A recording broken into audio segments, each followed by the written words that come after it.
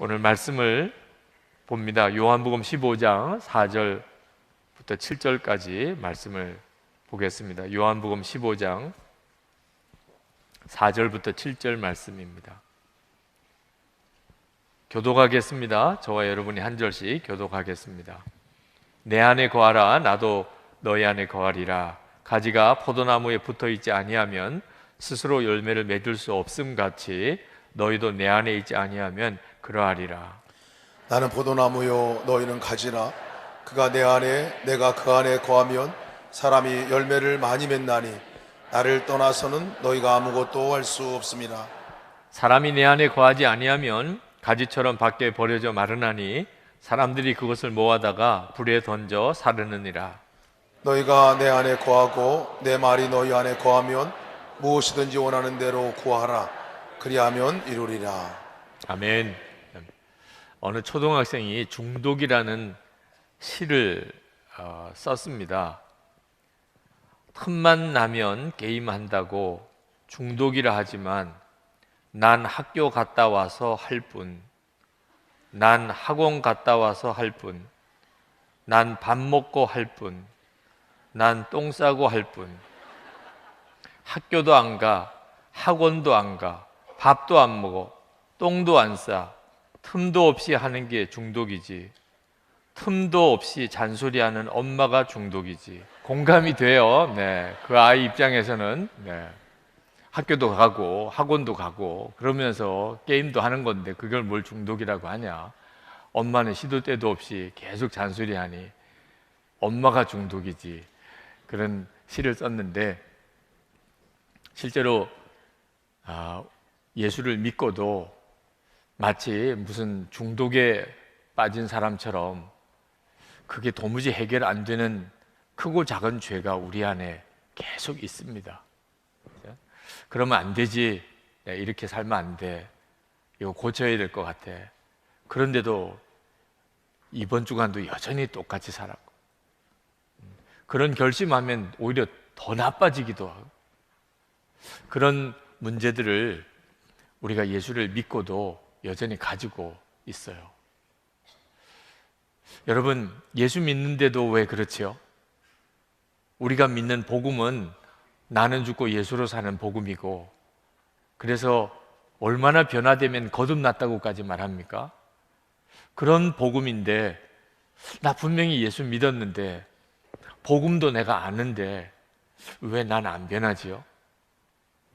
애들은 애들대로 엄마는 엄마대로 서로 답답하기만 하고, 교우들끼리도 사실 조금만 형편을 알고 들어가 보면 실망스러운 경우가 많습니다. 겉에서 보기에는 다 예수 잘 믿는 것 같고 그래도 교회를 위해서 큰 일꾼 같은데 조금만 개인 삶으로 들어가 보면 무너지고 망가진 경우가 참 많습니다. 예수 믿어도 안 되는 거 아닌가? 그런 생각이 들 때가 있어요. 여러분, 왜 이렇지요? 예수를 믿어도 안 되는 게 아니고 말을 그렇게 하면 안 됩니다. 내가 뭘 예수를 잘못 믿고 있나 봐. 내가 어딘가에 문제가 있기 때문에 그렇겠지. 그렇습니다. 예수님을 바로 믿으면, 그러면 반드시 성경이 말한 그 변화된 놀라운 삶, 거듭남의 삶이 우리 가운데 주님이 놀랍게 허락하십니다. 성경을 보면 예수님에 대해서 두 가지 중요한 메시지를 주고 계십니다. 하나는 예수님이 누구시냐 하는 것입니다. 예수님은 하나님의 아들이시고 온 인류를 구원하시는 그리스도이시죠. 그것이 성경이 말하는 예수님에 대한 매우 중요한 메시지예요. 그러나 성경은 예수님에 대해서 그 메시지만 전하고 계신 게 아닙니다.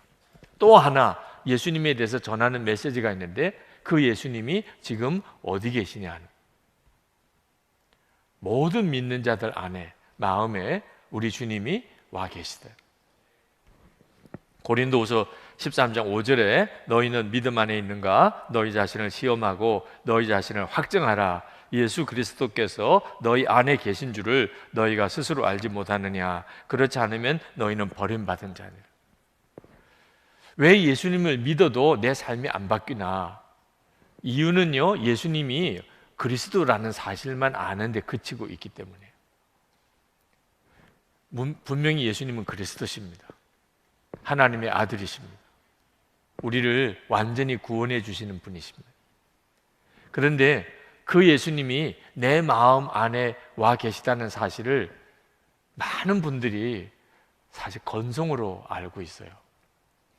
그게 실제 자기 믿음이 아닌 것입니다. 그러니까 예수를 믿어도 삶이 안 바뀌는 거예요. 예수 믿고도 여전히 마치 중독에 빠진 사람처럼 도무지 이래도 안 되고 저래도 안 되는 그런 딜레마에 빠져 사는 것입니다. 여러분, 우리가 알기는 다 알아요. 우리 안에 주님이 와 계시다. 여러분, 하나님은 천지를 창조하시고 모든 문제를 해결하시고 어떤 병자도 고치시는 하나님이신 것을 여러분 다 믿으시지요? 우리는 그렇게 믿어요. 하나님은 전지전능하신 하나님이세요.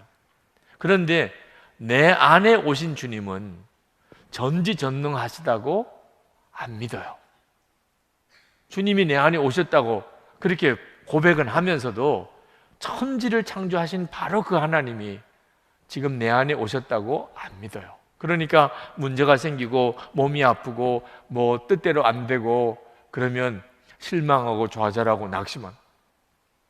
분명히 믿기는 예수님 내 안에 계시다고 믿으면서도 절망과 좌절, 낙심에 빠져버리는 우리를 어떻게 설명해야 되죠? 예수님이 어떤 분이신가는 알지만 그분이 내 안에 계시다고 하는 것은 건성으로 믿고 있는 거예요. 엄밀히 말하면 안 믿는 거예요. 여러분, 이것이 우리들의 신앙생활을 하면서 반드시 해결해야 될 문제입니다. 우리가 주님의 말씀을 받았으면 그 말씀이 반드시 우리에게 체험이 되어야 됩니다. 그래야 그 말씀이 능력이 있는 거예요. 우리가 정말 체험해야 될 말씀이 요한복음 15장 5절 말씀이라고 저는 확신합니다. 우리가 진짜 예수를 믿었다면 정말 체험해야 될 말씀. 나는 포도나무여 너희는 가지라. 그가 내 안에 내가 그 안에 거하면 사람이 열매를 많이 맺나니 나를 떠나서는 너희가 아무것도 할 수 없습니다. 이제는 귀에 못이 박히도록 들은 말씀이에요. 선한목자교회 다니면 정말 귀에 못이 박히도록 들은 말씀입니다.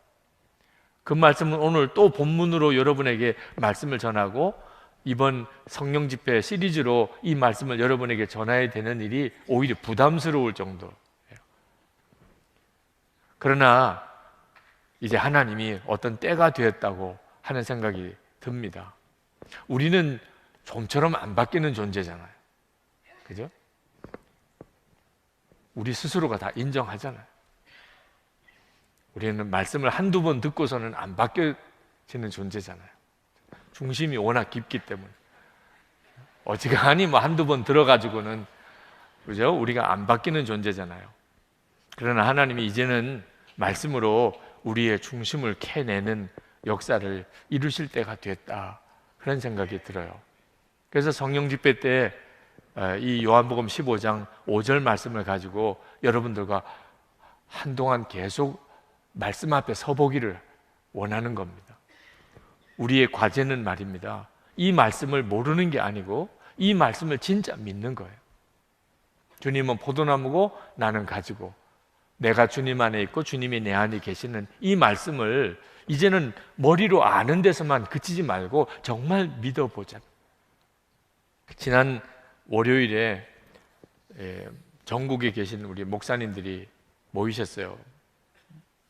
그렇게 표현하면 또 한 3,000명 정도 모였나 그렇게 생각이 들 것 같은데 한 30명 정도. 그래도 전국에서 오셨어요. 부산에서 대구에서 이렇게 오셨으니까 전국에서 오신 거죠. 한 30명 정도 우리 위지엠 파트너스 목사님들이 기도 모임을 가졌습니다. 전체 목회자들의 기도 모임을 준비하면서 교회 안에서 먼저 우리 기도하는 시간을 가져보십시다. 강사도 없었어요. 기도 모임을 우리 목사님들이 준비를 하셨지만 특별한 어떤 강사가 누가 있었던 것도 아닙니다. 그냥 기도만 하잖아요. 하나님이 한국 교회를 위해서 우리를 기도케 하시니 우리가 주의 말씀대로 우리 모여서 기도합시다. 합심해서 기도하라. 마태복음 18장 19절 20절 말씀을 붙잡았어요. 진실로 다시 너희에게 이르노니 너희 중에 두 사람이 땅에서 합심하여 무엇이든지 구하면 하늘에 계신 내 아버지께서 그들을 위하여 이루게 하시리라. 그리고 20절에 두세 사람이 내 이름으로 모인 곳에는 나도 그들 중에 있느니라. 그러면 됐지요 뭐. 주님이 우리 가운데 같이 계시면 그러면 된 거죠. 무슨 강사가 뭐 필요하겠어요. 그 믿음으로 그냥 모였어요. 주님이 우리에게 역사하실 것이다. 주님이 우리에게 말씀하실 것이다. 그 주님을 기대하고 그리고 하나님이 주시는 마음을 같이 나누면서 기도하고 그러면서 기도 모임을 쭉 마쳤습니다. 무슨 특별한 사건이 있었던 것도 아니었어요. 뭐 특별한 강사가 있었던 것도 아니기 때문에 말씀에서 뭐 특별한 말씀을 들었던 것도 없었어요. 그저 하나, 주님이 진짜 우리와 같이 계신다.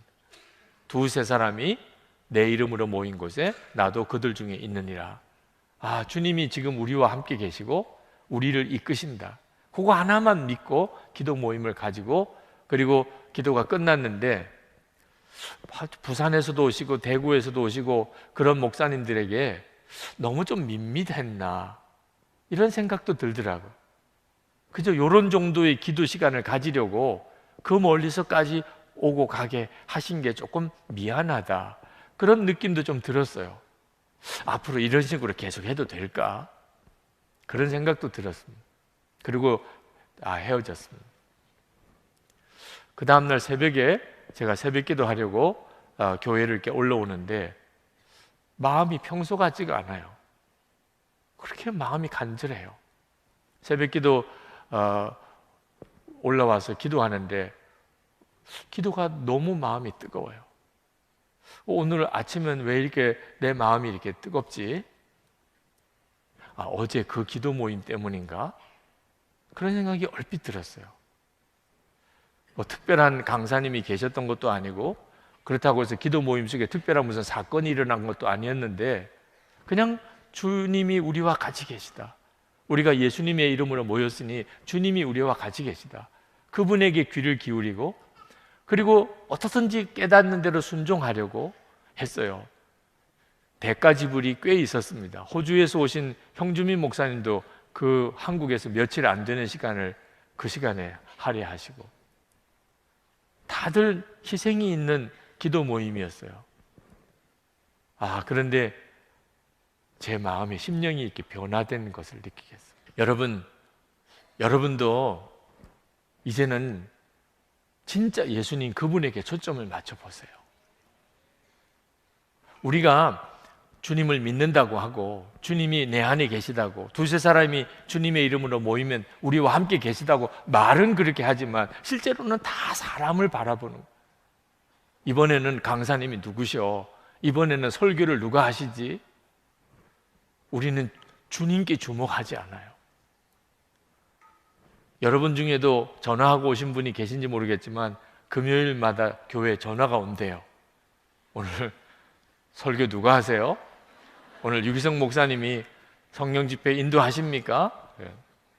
그러면 오시고 아니면 안 오시고 물론 그 심정은 충분히 이해가 되고 저도 아마 그런 마음일 수도 있겠다고 생각이 들어요. 그런데 이제는 거기서 하나 더 깊이 들어가야 돼요. 여러분이 사람에게 자꾸 의존하면 결국은 진정한 은혜의 세계로 못 들어갑니다. 결국 그 사람 때문에 또 영적으로 걸리게 되고 막히게 되고 한계가 있어요. 근데 여러분이 이제는 진짜를 붙잡으셔야 돼요. 오늘 이 시간에도 마찬가지입니다. 끊임없이 여러분에게 그렇게 말씀을 드리지만 우리가 주목해 보아야 될 분은 지금 내 안에 계신 주님, 나를 여기까지 오게 하신 주님, 지금 우리 가운데 말씀하시고 역사하시는 그 주님이세요. 여러분들이 그 주님께 계속 주목하고 주님을 바라보는 일이 여러분에게 이제는 자연스러워져야 돼요. 그러면 여러분들이 경험하게 됩니다. 여러분의 아주 일상생활 속에서 주님이 말씀하시고 인도하시고 역사하시는 것을 경험하게 돼요. 주님은 우리와 같이 계시다고요. 그런데도 주님의 역사를 경험 못하고 주님이 뻔히 보시는 것 앞에서 엉뚱한 짓 하고, 주님이 나와 같이 계신데 말실수를 하고, 집안 다 뒤집어 놓고, 좋은 관계 다 깨트리고, 하나님이 주신 기업의 축복을 다 잃어버리고, 우리 가운데 계신 주님이 정말 얼마나 통탄하실 일을 우리가 살아가고 있나요? 이유는 하나예요. 우리가 진짜 안 믿는 거예요. 예수님이 내 안에 계시고 우리가 주의 이름으로 모이면 우리 중에 계시다고. 그 예수님에게 기대를 가지지 않는 거예요. 우리는 계속 사람에게 연연하는 겁니다. 그러니 주님의 역사에 대해서는 조금도 잘하지 못하는 거예요.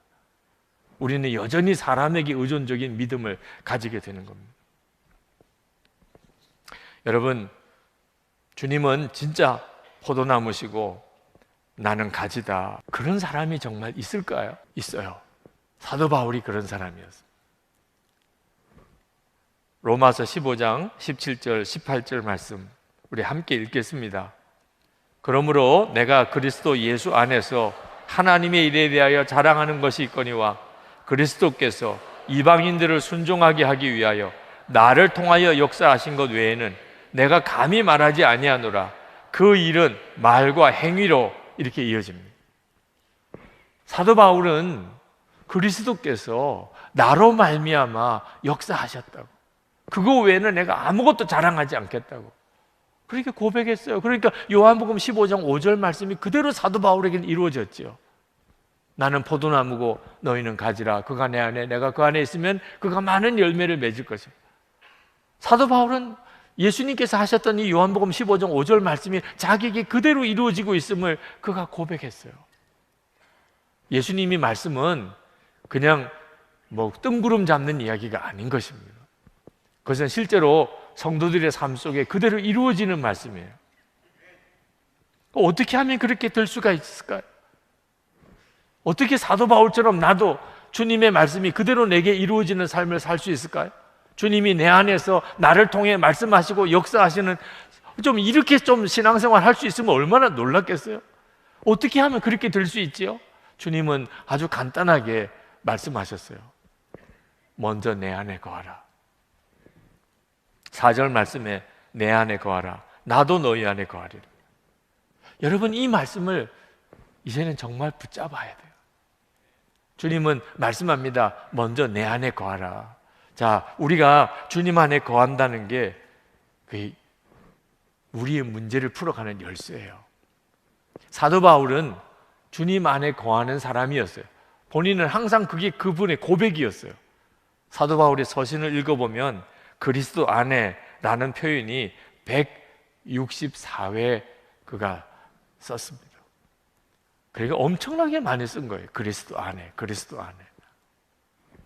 사도 바울이 3층천에 올라갔던 체험을 간증할 때도 그는 이 표현을 쓰고 있습니다. 고린도후서 12장 2절에 내가 그리스도 안에 있는 한 사람을 아노니 그는 14년 전에 셋째 하늘에 이끌려 간 자라. 사도 바울은 자기 자신을 고백할 때 그리스도 안에 있는 사람이라고 표현했어요. 이것이 바로 예수님께서 사도 바울을 통해 역사하셨던 이유예요. 여러분도 여러분 자신에 대해서 누구에게 고백할 때 나는 그리스도 안에 있는 사람입니다. 예수님 안에 있는 사람입니다. 이렇게 고백할 수 있도록 살면 돼요. 그것이 여러분 자신이 자연스럽게 여러분 자신의 신앙생활에 대한 고백이 될 수 있으면 되는 거예요. 예수님 안에 거하십니까? 여러분은 예수님 안에 있는 사람입니까? 여전히 주님 안에 있다는 게 뭘 어떻게 하는지 잘 모르겠어. 여러분, 한번 그냥 잠잠히 여러분을 예수님 안에 이렇게 둬보세요. 여러분을 예수님 안에, 주님 안에 있다고 그랬으니까 내가 예수님 안에 있다. 그러면 어떤 느낌이 드세요? 저는 가만히 묵상해 보니까 제가 예수님 안에 있다 그러면 주님을 완전히 믿는 것, 주님께 완전히 맡기는 것, 주님께 완전히 의지하는 것. 그죠? 예수님 안에 있으니까. 그게 바로 예수님 안에 있는 것. 예수님을 완전히 믿는 것, 예수님을 완전히 의지하는 것. 예수님께 완전히 맡기는 것. 무엇을요? 나 자신을, 내 인생을 완전히 주님께 맡겨드리는 것. 완전히 주님만 의지하는 것. 그렇게 하면, 그러면 주님이 우리 안에 거하시고, 그리고 우리가 예수님이 나와 함께 계시는 놀라운 삶을 살게 된다는 것. 이게 믿음이에요. 믿음. 에베소서 3장 17절에 믿음으로 말미암아 그리스도께서 너희 마음에 계시게 하시옵고 너희가 사랑 가운데서 뿌리가 박히고 터가 굳어져서. 여기서 말하는 믿음은 알고 있는 것이 아닙니다. 믿음으로 말미암아 그리스도께서 너희 안에 계시게 하옵시고, 여기서 말하는 이 믿음은 주님을 완전히 신뢰하고 주님께 완전히 의탁하고 주님께 완전히 드리고 주님께 완전히 맡기는 것. 여러분, 이게 얼마나 편안하고 놀라운 건지 아십니까? 우리의 문제가 뭐죠? 내 문제를 내가 붙잡고 있고 내가 해결해야 되고 내가 고민하고 그것 때문에 내가 싸우고 몸부림치고 그러느라고 다 우리가 지치고 깨지고 온 거 아니에요? 근데 뭐 어디다 맡길 데가 없으니까 그런 거잖아. 아니, 내 인생을 누구한테 맡겨요? 맡겨줘요? 누가 맡아주기나 해요? 그러니까 내 문제 내가 가지고 고민하고 이것 때문에 속상해하고 답답해하고 괴로워하고 그러는 거잖아요. 그런데 우리 주님은 말씀하시잖아요. 내 안에 거하라. 우리 주님께 맡기라는 거예요. 우리 주님만 의지하라. 우리는 이렇게 설교하면 자꾸 딴 생각이 들어요. 실제적인 예가 필요해요. 그런 사람이 있나? 어떻게 주님께 완전히 믿음으로 주님께 완전히 맡기고 주님과 온전히 연합한 사람이, 여기 성경에 사도 바울 말고 또 어떤 사람이 있나? 있어요. 허드슨 테일러 선교사님이 그랬습니다. 허드슨 테일러 선교사님에 대해서 전에도 한번 소개를 해드린 적이 있지만 오늘도 좀 길게 소개해 드리려고 합니다. 허드슨 테일러 선교사님이 예수님 안에 거하는 이 믿음에 대해 눈이 열리게 된 과정을, 이건 우리들이 실제로 겪고 있는 문제이기 때문에 여러분에게 소개를 다시 한번 드리고 싶어요.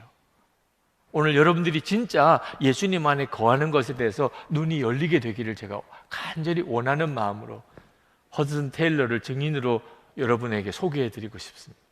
허드슨 테일러 선교사님이 중국 선교사로 가셨는데 중국에 가서 그가 쓰러지셨어요. 1869년. 몸도 힘들었지만 마음이 너무 힘들었어요. 낙심이 되고 좌절에 빠졌습니다. 그 핵심은요, 나는 하나님 앞에 바로 살 수가 없는 존재다. 바로 살고 싶지요. 선교사까지 갔는데 정말 경건하게 살고 싶지요. 이제 주님과 온전히 연합한 자로 살고 싶지요. 그런데도 안 되는 거예요. 거룩하게 살고 싶은 마음의 열망이 있으면 있을수록 좌절은 더 커지는 거예요. 허드슨 테일러 선교사님은 생각하기를 거룩한 삶은 어떻게 사라지나, 경건한 생활을 꾸준히 하다 보면 어느 순간에 내가 온전히 거룩한 사람이 될 거다, 이렇게 생각을 했어요. 그런데 아니었어요. 자기는 자기가 알잖아요. 자기가 영국에서 중국으로 선교사까지 이렇게 왔고 세월은 꽤 많이 흘러가기 시작하는데 나는 변했나? 오히려 더 악화가 됐어요. 짜증도 많이 내고 신경질도 많이 내고 스스로가 너무 무너지는 거예요. 그분은 이렇게 썼습니다. 매일 거의 매 시간마다 죄의식이 나를 억눌렀다. 그리스도 안에 거할 수만 있다면 모든 것이 잘 될 것임을 알고 있었지만 그렇게 할 수 없었다. 나는 기도로 하루를 시작했고 한순간도 그분으로부터 시선을 떼지 않겠다고 결심했으나 그렇게 하고자 하는 의무감이 주는 중압감 때문에 오히려 몹시 괴로웠고 너무나 지쳤고 자주 그분을 잊었다. 그리고 이러한 상황에서 신경이 너무도 예민해져서 화를 잘 내게 되었고 거칠고 불친절한 말을 하는 등 나 자신을 더욱 통제하기 어려웠다. 그 결과 나는 매일 죄와 실패와 능력의 부족을 경험해야 했다.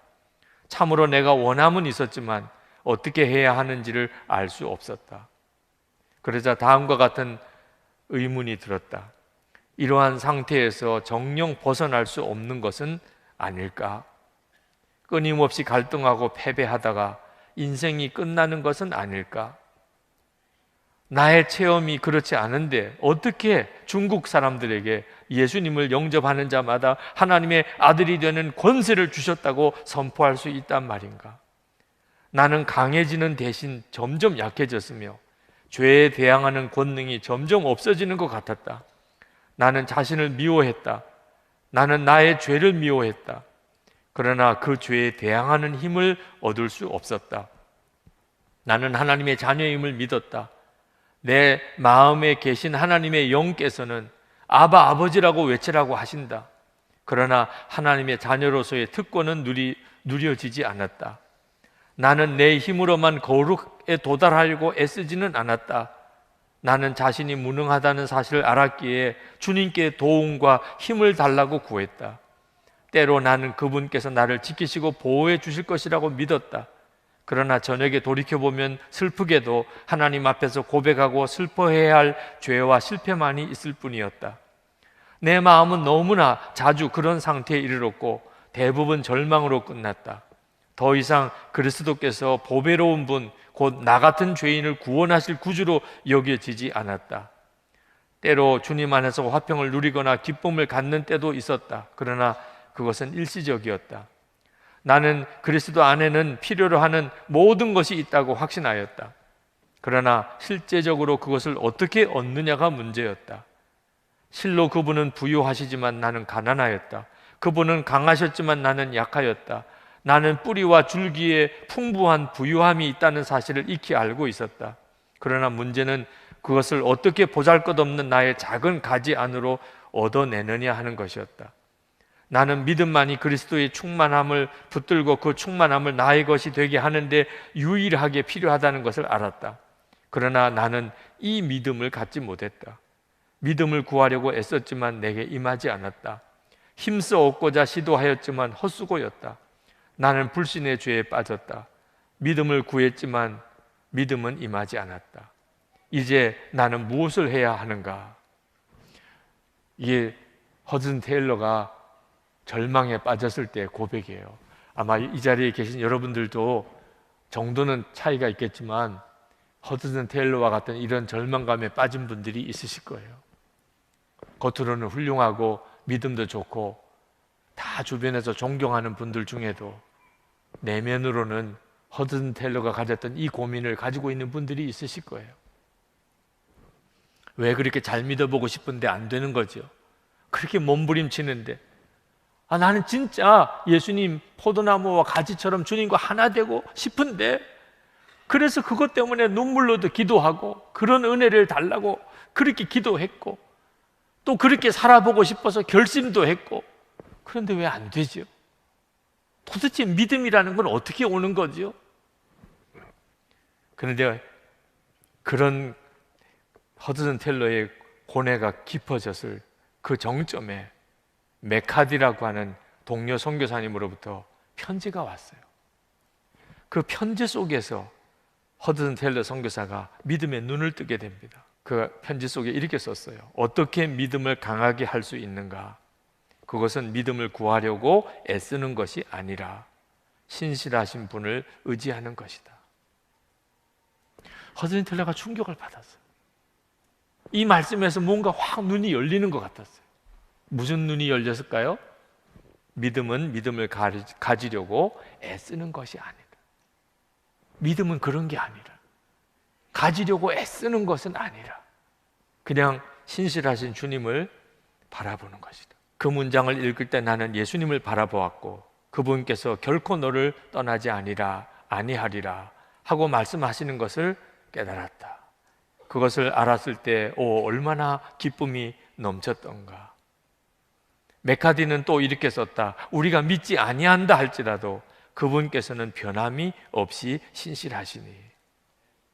이 구절을 읽고 거기에 안식이 있구나 나는 생각했다. 그동안 예수님 안에서 안식하기 위해 헛되이 애써 왔구나. 이제 결코 더 이상 애쓰지 않겠다. 왜냐하면 그분께서 나와 함께 거하시겠다고, 결코 나를 떠나지 않으시고 결코 나를 저버리지 않으시겠다고 약속하지 않으셨던가? 그러나 이것은 그분께서 보여주신 전부가 아니었다. 그것은 반도 되지 않았다. 내가 포도나무와 가지에 대하여 생각했을 때에 복되신 성령께서 빛을 내 혼에 쏟으셨다. 그분으로부터 수액, 곧 그분의 충만함을 얻고자 했던 일에서 나는 얼마나 큰 실수를 저질렀는가.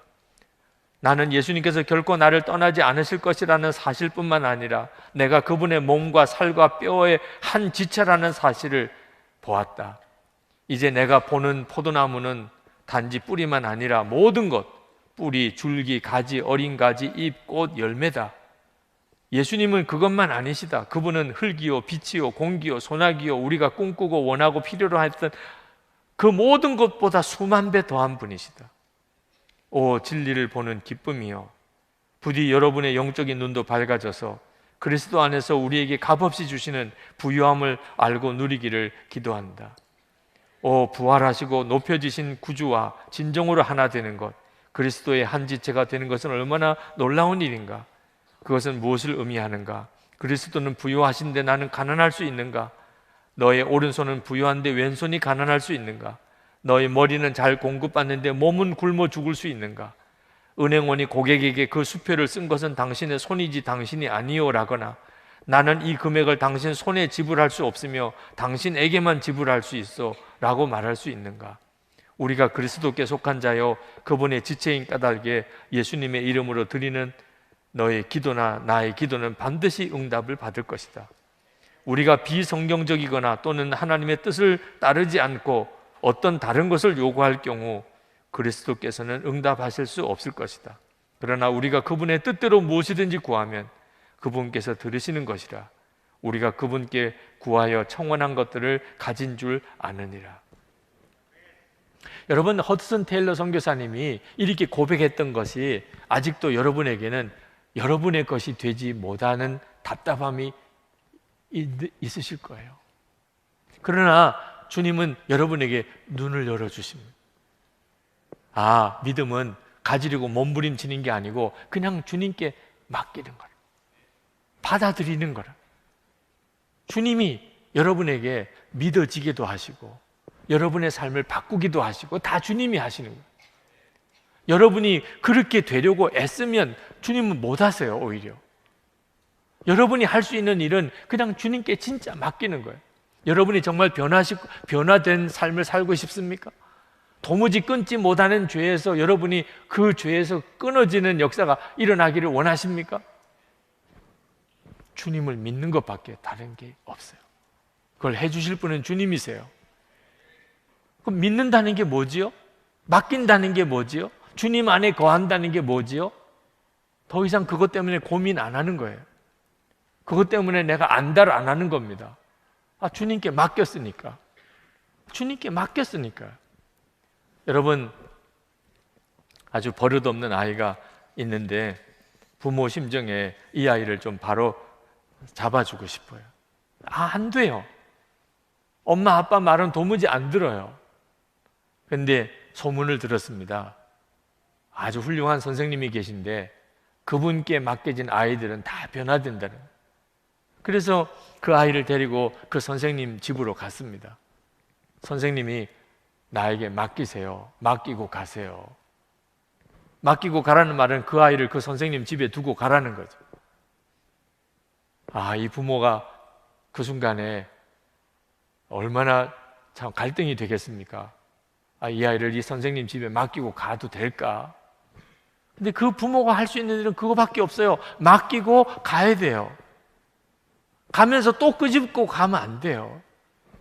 진짜 맡겼으니까 이제 뒤도 안 돌아보고 그냥 가야 돼요. 그러면 그 선생님이 그 아이를 바로 잡아줄 수 있어요. 우리가 주님께 맡긴다는 게 꼭 이와 같은 것. 우리 힘으로 도무지 해결이 안 돼요. 아무리 고쳐보려고 애를 써도 해결이 안 돼요. 왜 이렇게 답답한지 모르겠어요. 예수를 믿어도 왜 나는 이렇게 변화가 안 되는 거죠? 우리 주님이 보실 때는 주님께 진짜 맡김이 없어요. 주님 안에 거하지 않아요. 어떻게 하는 게 주님 안에 거하는 거냐고 우리는 막 몸부림쳐요.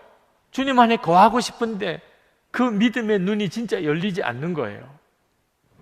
허드슨 테일러 선교사님이 우리와 똑같은 고민을 했습니다. 그리고 그분이 내린 참 놀라운 결론은 그냥 받아들입니다. 주님과 나는 이미 하나예요. 나는 또 잘못했어요. 내가 할 수 있는 일은 주님이 나를 바로 잡아 주실 것을 진짜 믿는 거예요.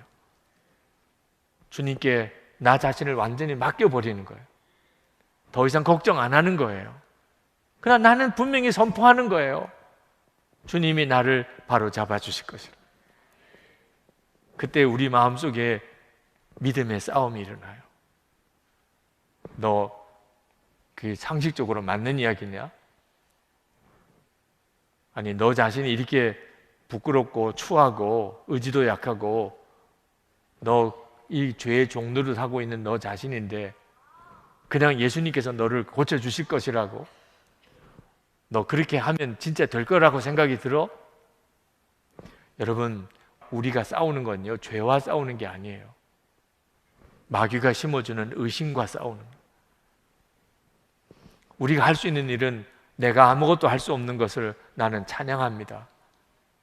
내가 너무나 속물이고 내 육신 속에는 죄가 뿌리 깊이 박혀 있는 것에 대해서 하나님 감사합니다. 승리는 내게서 오는 게 아니라는 것을 확실하게 내가 아는 것이기 때문에 변화가 됐다면 그건 주님이 하신 거예요. 그건 복음의 영광이죠. 그리고 주님은 그렇게 하실 것을 정말 믿어요. 허드슨 테일러는 그 동생에게 편지를 썼습니다. 자기가 변화되고 난 다음에 아델리아라고 하는 누이에게 편지를 썼어요. 이제 부담과 중압감은 모두 사라졌다. 아마도 요즘 며칠이 내 인생에서 가장 행복했던 때였던 것 같다. 주님께서 나를 위해 행하신 것은 새롭거나 이상하거나 놀라울 것은 없었다. 그럼에도 불구하고 지금은 모든 것이 새롭다. 한마디로 말하면 내가 눈이 멀었다가 지금은 본다는 것이다. 다른 것보다도 달콤한 것은 그리스도와의 완전한 일치가 가져오는 안식이다. 이것을 알기에 나는 더 이상 염려하지 않는다. 그분께서 나를 어느 곳에 어떻게 두시든지 중요하지 않다. 왜냐하면 그분께서는 가장 편안한 상태에서도 내게 은혜를 주시고 가장 어려운 상태에서도 그분의 은혜는 충분하기 때문이다. 내가 하인에게 값싼 물건을 사러 보내건 가장 비싼 물건을 사러 보내건 그에게는 문제가 되지 않는다. 어느 경우에든 그에게 필요한 돈을 지불할 것이기 때문이다. 그와 같이 하나님께서 나를 몹시 당혹스러운 경우에 처하게 하신다면 마땅히 내게 많은 지침을 주시지 않겠는가? 몹시 어려운 처지에 처하게 하신다면 마땅히 많은 은혜를 주시지 않겠는가? 큰 압박과 시련 가운데 처하게 하신다면 마땅히 큰 힘을 주시지 않겠는가?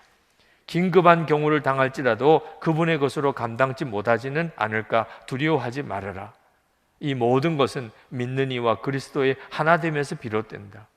따라서 믿음에 의해 그리스도께서 내 마음 안에 거하셨기 때문에 나는 얼마나 행복했던가. 나는 이전과 다를 바가 없다. 그러나 나는 그리스도와 함께 죽었고 장사되었으며 또한 부활하였고 승천하였다. 지금 그리스도께서 내 안에 사시며 내가 육체 안에 사는 것은 나를 사랑하사 나를 위해 자신을 주신 하나님의 아들의 믿음으로 사는 것이다. 나는 이전과 같이 죄를 범할 수 있다. 그러나 나는 그리스도에 대해 결코 이전의 그 어느 때보다도 다르게 깨닫는다. 그분은 죄를 범할 수 없으시다. 그분은 내가 죄를 범하지 못하도록 지키신다. 내가 이 빛을 본 이후로 죄를 범하지 않았다고 말할 수는 없지만 이렇게 고백해야 하는 것이 부끄럽구나. 그러나 죄를 범할 필요가 없었다고 느낀다. 게다가 빛 가운데 걸으면서 걸을수록 나의 양심은 더욱 부드러워졌다. 죄는 끊임없이 나타났고 고백했고 용서받았다. 그리고 완전히 고백을 하지 않고 자아를 정당화하려고 시도했던 때에 몇 시간 동안 화평과 기쁨이 돌아오지 않았던 한 번의 경우를 제외하고는 화평과 기쁨이 즉시 회복되었다. 여러분, 허슨 테일러가 누렸던 이 은혜는 하나님은 우리 모두에게 누리게 해주시는 것이에요. 오늘 이 시간에 여러분이 요한복음 15장 5절 말씀을 실제로 여러분이 경험할 수 있게 되기를 원합니다. 여러분, 조금 낯설겠지만, 그렇게 안 살아봤기 때문에 조금 낯설겠지만, 이제는 내 안에 오신 주님을 완전히 신뢰하고 내 문제를 완전히 주님께 맡기고 잔소리하지 않고 투정하지 않고 입으로 하나님을 부인하는, 그렇게 살지 않고, 그는 주님께 완전히 맡기는 게 아니에요. 여러분, 우리가 진짜 믿음을 가지게 되면, 그러면 좀 힘들어도 그것 때문에 좌절하거나 낙심하는 말을 하지 않습니다. 여러분, 요즘 좀 이런 무더위 때문에 고생하시죠? 그러나 가을이 오는 거 아시죠? 요 단계를 지나겠지만, 이번 여름 좀 참 고생도 하겠지만, 그러나 가을은 오는 거예요. 우리는 확실히 믿어요. 그래서 우리가 어지간해도 다 견뎌나가죠. 우리가 주님을 진짜 믿고 주님께 진짜 맡기고 나면 때때로 실패가 오고 좌절이 와도 불평하지 않아요. 우리 입속에서 하나님을 찬양하고 고쳐주실 주님을 찬양할, 그리고 하나님께 미리 감사하고, 그리고 주님이 역사하실 것을 선포하게 됩니다. 저는 저 자신이 도무지 이게 극복이 안 되는 죄 문제, 제 내적인 나쁜 습성의 문제, 지금까지 계속 싸우고 왔어요. 근데 한 가지 결론은, 제가 고쳐보려고 애를 쓰면 쓸수록 도무지 고쳐지지 않는다는 거예요. 주님이 저에게 깨우쳐 주신 것은 이 요한복음 15장 5절 말씀이에요. 주님 안에 거하는, 주님께 맡기는 거예요. 주님, 저는 못합니다. 저는 선한목자교회 담임 목사까지 됐지만 저는 제 육신적인 이 육신의 유혹과 소욕이 너무 강합니다. 주님, 저는 형편없는 자입니다. 그러나 저는 주님을 믿습니다. 주님은 이미 제 안에 오셨고 제 생명이 되셨습니다. 저는 저 자신을 못 고치지만 주님은 저를 고치심을 믿습니다. 어떤 때는 제가 정신 나간 사람 아닌가 이런 생각이 들 정도, 주님은 저를 고치실 수 있습니다. 그게 너무너무 제 마음에 이제 믿어지지 않으면 더 큰 소리로 외칩니다. 주님은 나를 고칠 수 있음을 믿습니다. 주님은 하실 수 있습니다. 주님은 내 생명이시고 나는 이미 주님과 함께 죽었고 주님이 나의 왕이십니다. 정말 놀라운 것은요, 주님이 저에게 승리를 주시는 거예요. 그렇게 안 되던 것이 고쳐지는 거예요. 그래서 알아요. 주님은 저와 같이 계시구나. 정말 말씀 그대로 저에게 역사하시는구나. 어느 장로님께서 이번 특별 새벽기도 기간 중에 뉴스를 보시다가 그 보좌관이 대통령과 함께 이렇게 걸으면서 대화하는 이런 장면이 보고 너무 인상 깊으셨다고. 그렇죠. 대통령 옆에 보좌관이 대통령과 가까이서 귓속말로 서로 대화하면서 하면 그 자체가 그 대단한 참 권력이죠. 대통령과 함께 그렇게 가까이서 대화할 수 있다는 건 엄청난 일이죠. 근데 여러분, 우리는 대통령과 비교가 안 되는 예수 그리스도와 그렇게 교제할 수 있는 자예요. 근데 실제로 그걸 누리지를 못해요. 왜? 그렇게 안 살아봤기 때문에. 우리가 누리고 있는 이 복이 얼마나 큰지를 알아야 돼요.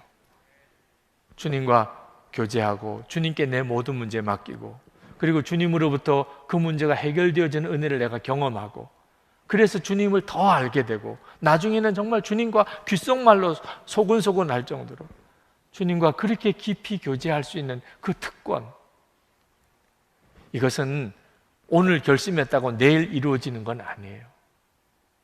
여러분이 그런 믿음을 가지고 계속 주님과 교제해 나가기 시작할 때, 그때 어느 순간에 여러분이 주님과 그렇게 깊이 교제하는 자가 되어 있는 거예요. 그래서 영성일기를 쓰시고 그렇게 꾸준히 그렇게 살아보시도록 권하는 거죠. 영성일기 쓰기 시작하라고 했던 데부터 지금 7년입니다. 7년. 저는 이 7년이 또 한 번 더 7년이 지나가면 그러면 우리 교우들 안에 얼마나 놀라운 일들이 일어날까? 정말 황홀할 정도예요. 여러분들이 주님과 교제하는 것이 정말 친밀해지고 자연스러워지고, 여러분이 주님 안에 거하는 것이 이제는 자연스러워지고, 그래서 주님이 여러분 안에 거하시는 것을 여러분이 분명히 알게 되고, 그래서 개인적으로든지 교회적으로든지 우리에게서부터 주님의 열매가 맺어지기 시작합니다. 우리를 통해 주님이 하시기 시작합니다. 남편에게 주님이 하시고, 아내에게 주님이 하시고, 우리를 통해 자녀들에게 주님이 하시고, 직장에서 나를 통해 주님이 직장 동료들에게 말씀하시고 역사하시고, 선한 목자 교회를 통해 주님이 친히 한국 교회에 일하시고 한국 사회에 일하시고, 이게 얼마나 놀라운 일이에요. 아직은 우리가 주님 안에 거하고 주님이 우리 안에 거하시는 게 자연스럽지 않으니까 조금 삐걱거리기도 하고, 좀 실망스럽기도 하고, 좀 답답하기도 하고. 근데 지난 7년이 얼마나 많이 우리를 바꿨나요? 그 점에 대해서 동의하십니까? 지난 7년이 얼마나 우리를 많이 바꿨나요? 오늘 이 시간 여러분 다시 시작해 보시기 바랍니다. 요한복음 15장 5절 말씀을 정말 붙잡고, 주님, 제가 이 말씀이 저에게 그대로 경험되기를 원합니다.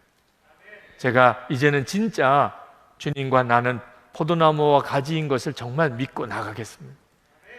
마귀가 나에게 계속 좌절을 심어주고 또 실패를 보게 하고 믿지 못하게 자꾸 역사한다 할지라도, 주님, 저는 이제는 믿음을 고백하고 나가겠습니다.